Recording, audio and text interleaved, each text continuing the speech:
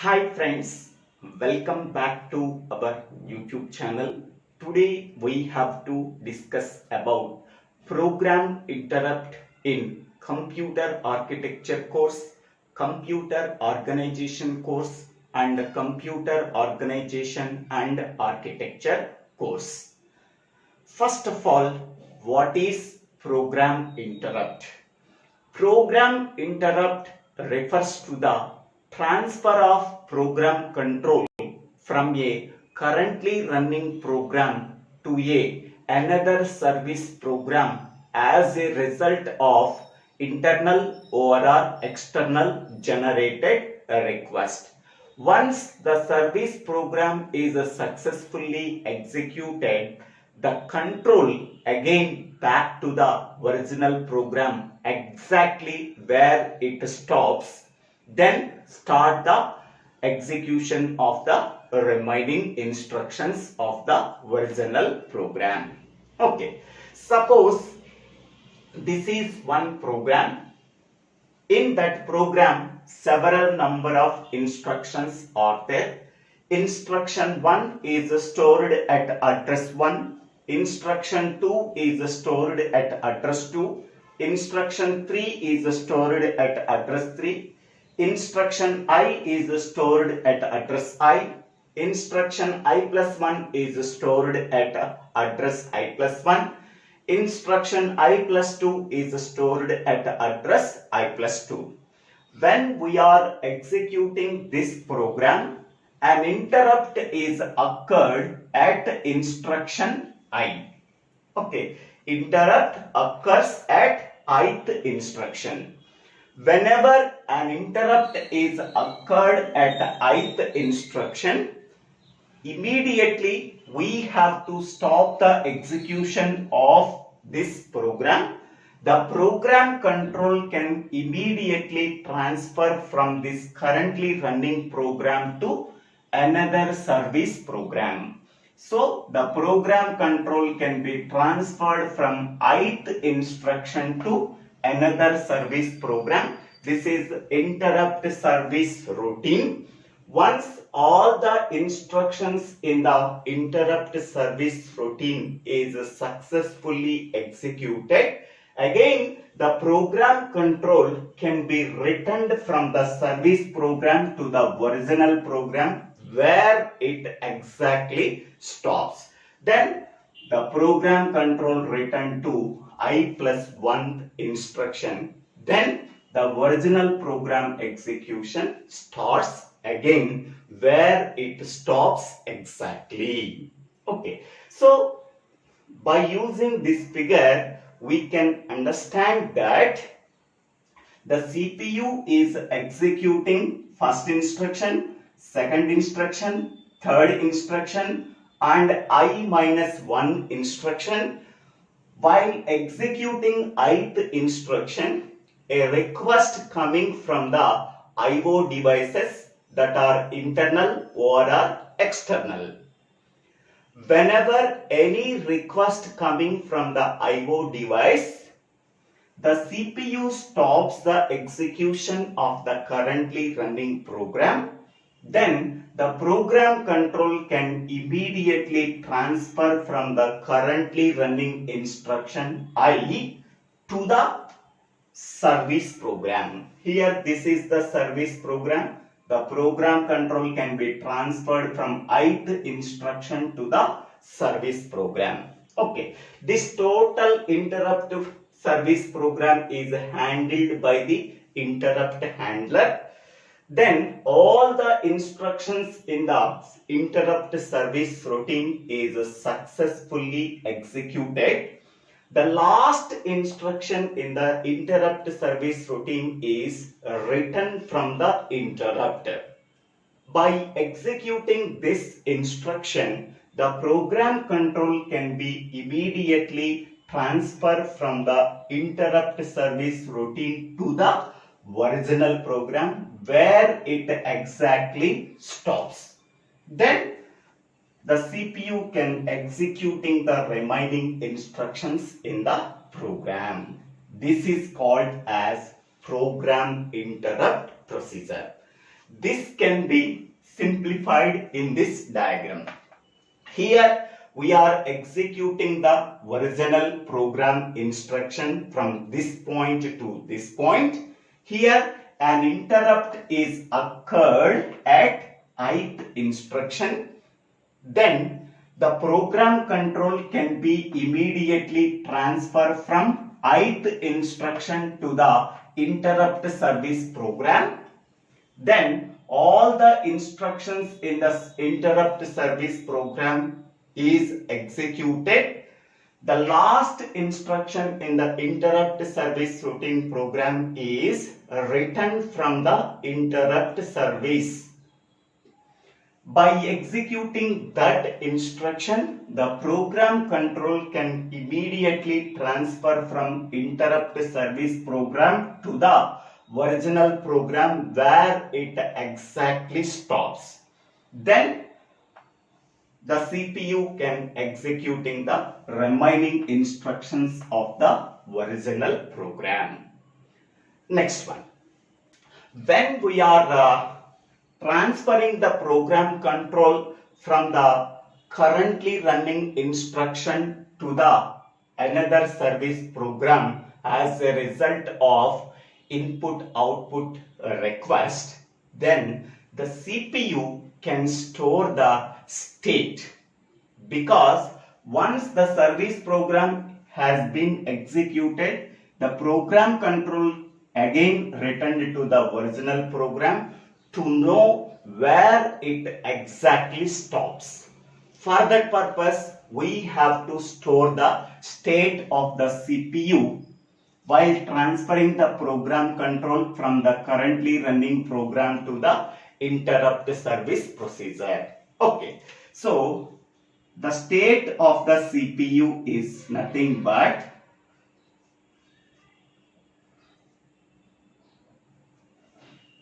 we have to store the state of the CPU while transferring the program control from the currently running program to another service program when an interrupt is occurred. At that time, we have to store the state of the CPU. So the state of the CPU contains 3 points. The first point is the content of the program counter. The content of the program counter.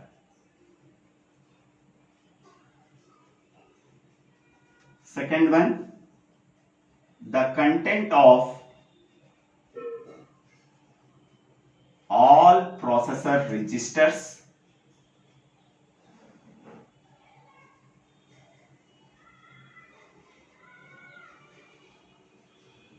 Third one, the content of all status bit conditions. All status bit conditions.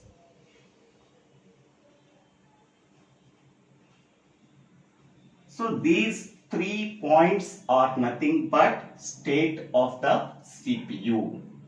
When we are executing the original program, any external or internal request coming, the CPU stop the execution of the currently running program and save the status of the CPU in a stack.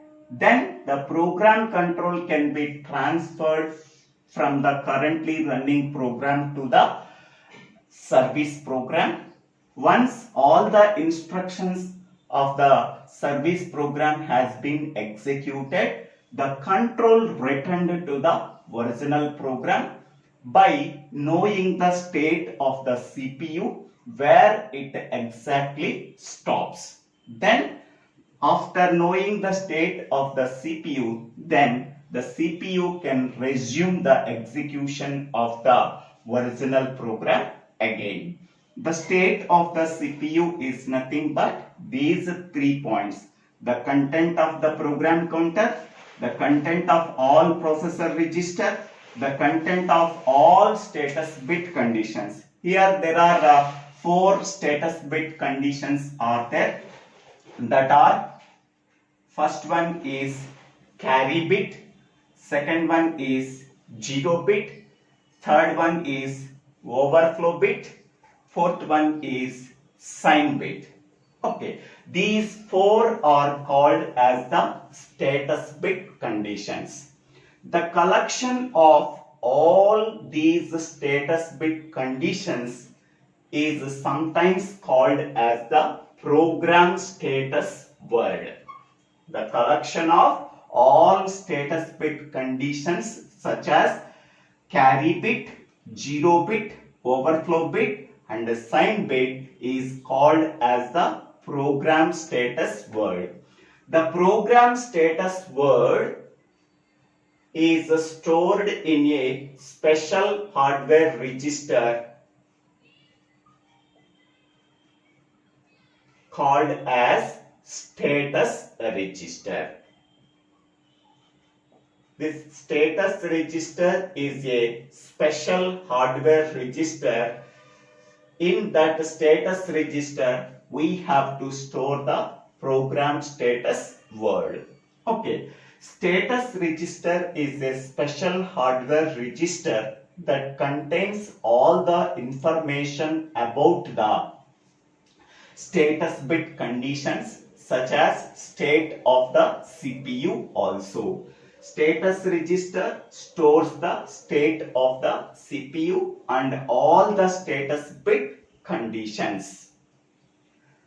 Next one. Generally, the CPU is operating in 2 modes. What are the 2 modes? CPU is operating in 2 modes. The first mode is called as supervisor mode or a system mode. Supervisor or a system mode. Second one is user mode. So in these 2 modes, the CPU is operated.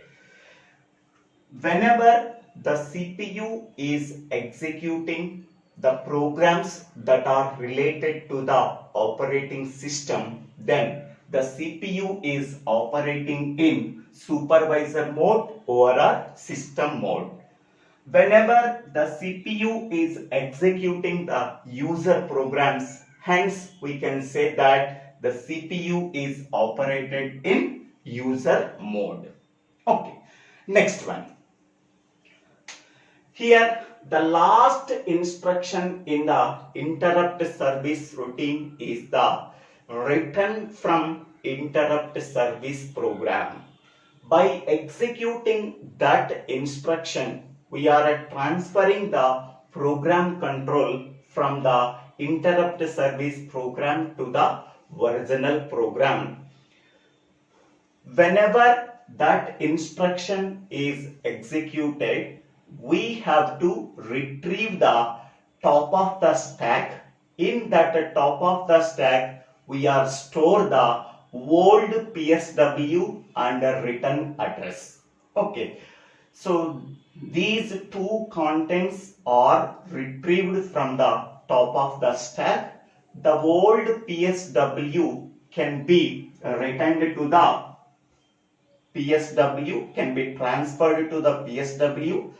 The return address is transferred to the program counter because the state of the CPU is generally stored in a stack. Okay, so this information is stored in the stack, that is the top of the stack. Okay, whenever the last instruction in the interrupt service program, that is written from the interrupt service program, has been executed, we have to retrieve the content of the top of the stack such as old PSW and return address.